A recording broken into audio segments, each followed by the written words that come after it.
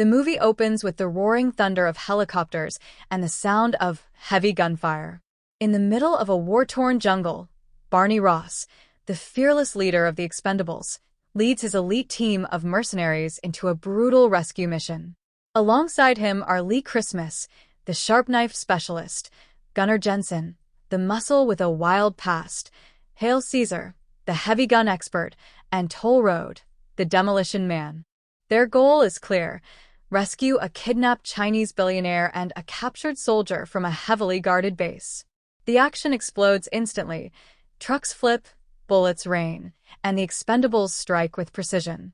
Lee slices through enemies with his blades, Gunnar sprays bullets like thunder, and Barney rides an armored vehicle straight into the chaos.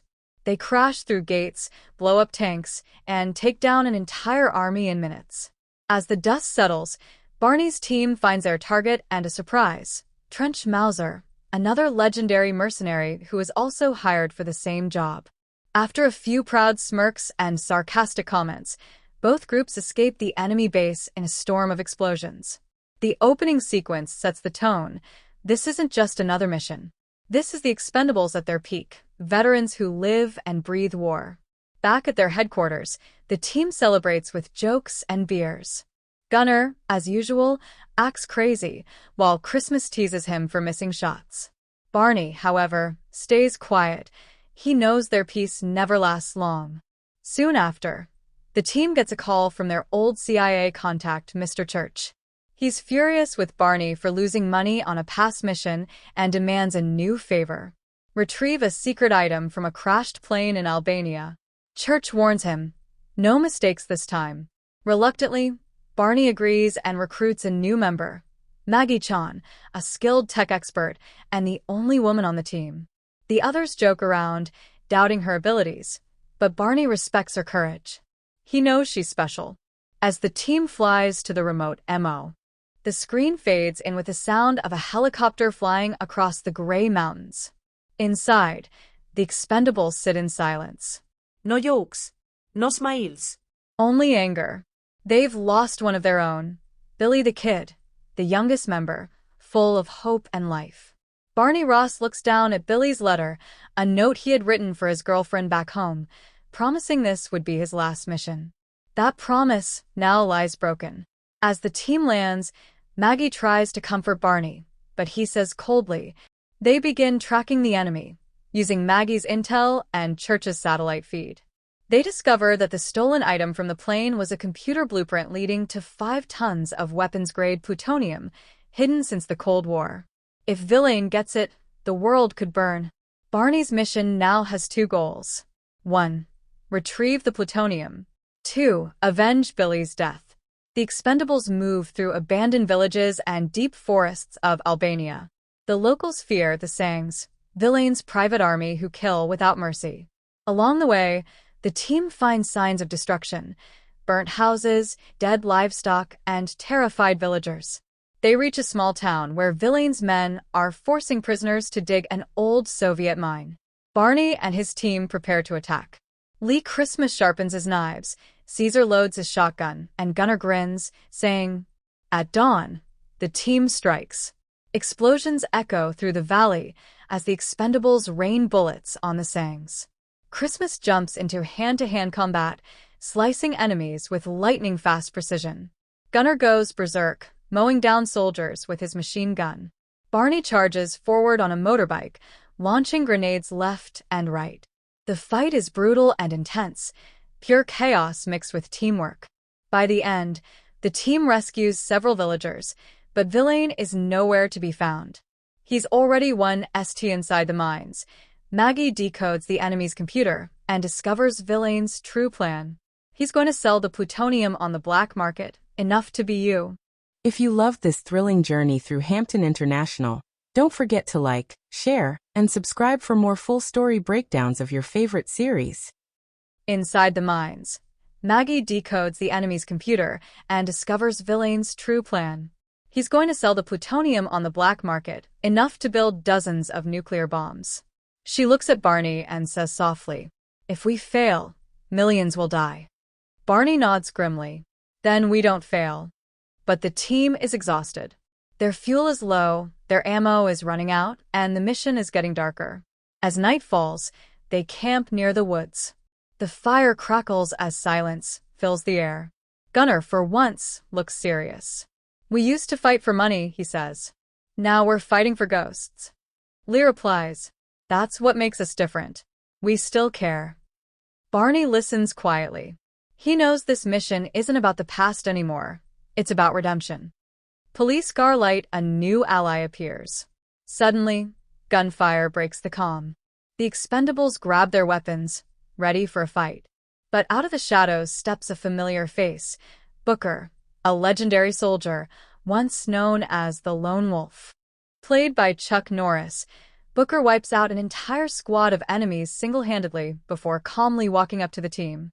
He smiles and says, "I heard you guys were in trouble." The team can't believe their eyes. Gunnar whispers he's real. Booker gives them intel.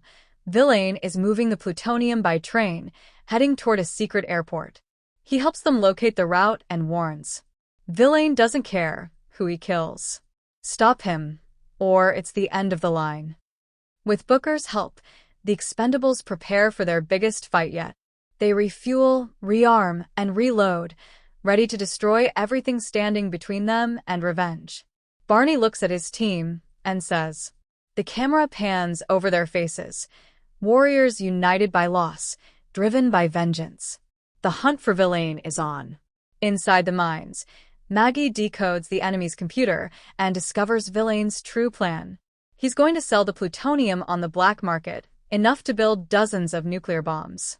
She looks at Barney and the cold wind howls across the Albanian mountains as the sun begins to rise.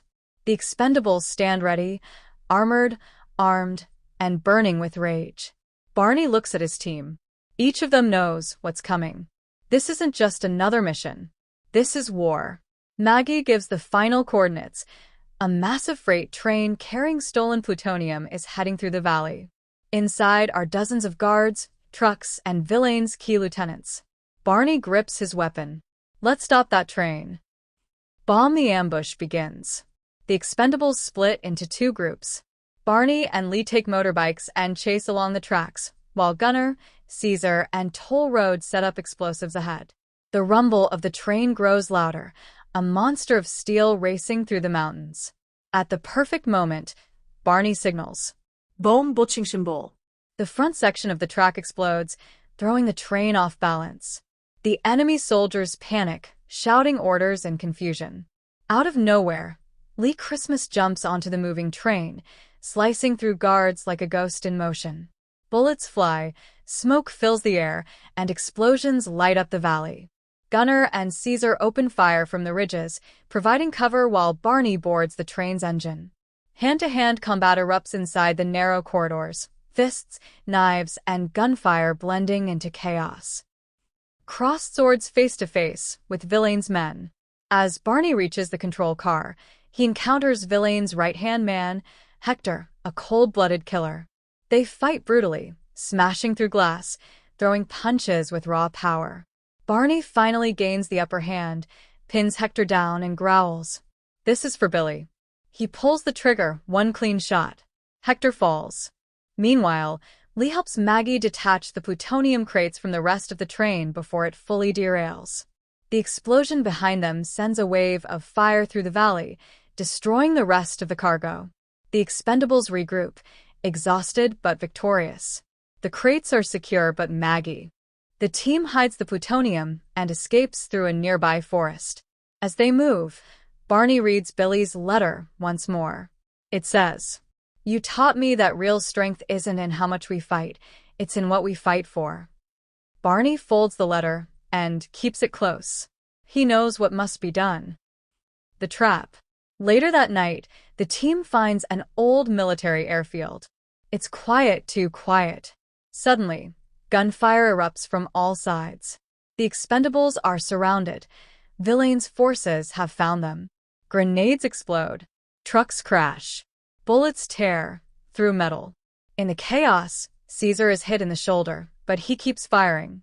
Gunnar drags him to cover while Lee throws knives with surgical precision. Barney fights like a beast, moving through fire and smoke, but Vilain escapes again, taunting them over the radio. "You can't stop what's coming, Ross. I'm already ahead of you." Barney shouts back, "You killed one of mine. I'll kill all of yours." The screen fades out as the team barely escapes through a secret tunnel, leaving destruction behind. Airplane departure, regroup, and resolve. The team takes refuge in an abandoned factory.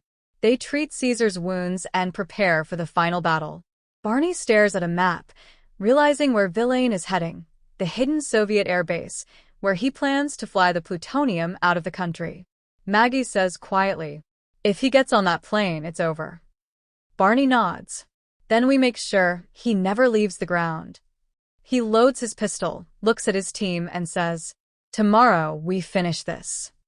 The firelight reflects in their eyes, a brotherhood forged in blood, ready to risk everything one last time.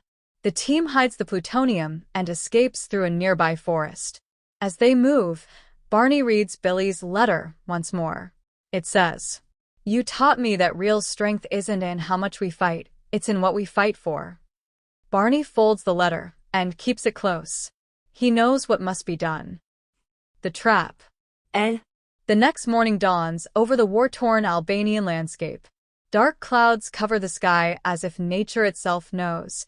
Today, blood will be spilled. Barney Ross stands silently, staring at the horizon. Behind him, his team gears up one last time. Lee sharpens his knives with calm precision. Gunner straps on heavy armor. Caesar, still wounded, reloads his shotgun with one hand. Toll Road adjusts the detonators. And Maggie, the silent strength of the team, loads her pistol, ready for war. Barney's voice cuts through the silence. "We started this for Billy, let's end it for everyone." Bomb the approach. The Expendables ride toward the old Soviet airbase in their armored vehicles. Helicopters patrol above, enemy trucks swarm the area, and the base is surrounded by hundreds of Vilain's mercenaries. Maggie points at the radar screen. "He's there, Vilain's plane is fueling up." Barney smiles faintly. "Then we just made it in time." The team spreads out, preparing for an all-out assault. Barney and Lee sneak through the south gate. Gunner and Caesar create a diversion, blowing up fuel tanks on the north side. Explosions light up the sky as the battle begins. Crossed swords the airport battle. Bullets rain down like a storm. Gunner takes out a sniper tower with a grenade launcher. Lee Christmas moves like lightning, using his knives with deadly precision.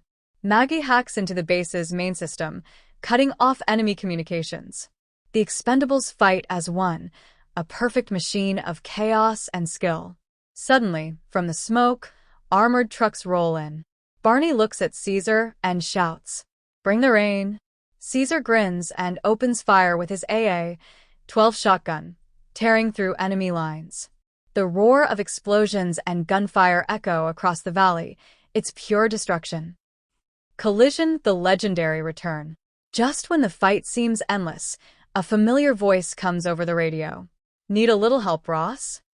It's Trench Mauser, played by Arnold Schwarzenegger.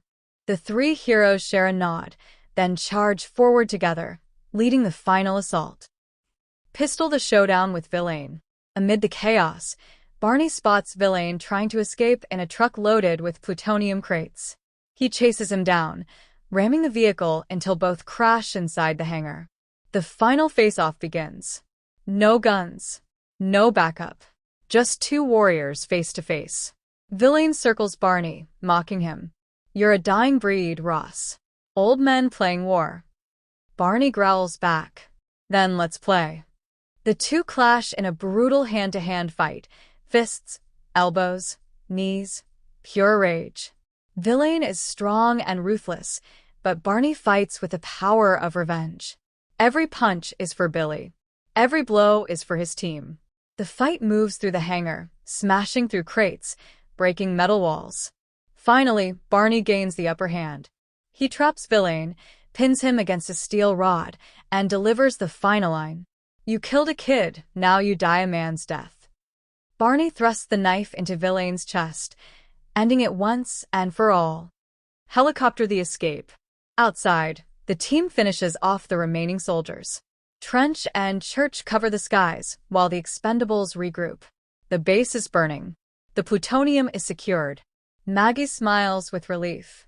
It's over. If you love this thrilling journey through Hampton International, don't forget to like, share, and subscribe for more full story breakdowns of your favorite series.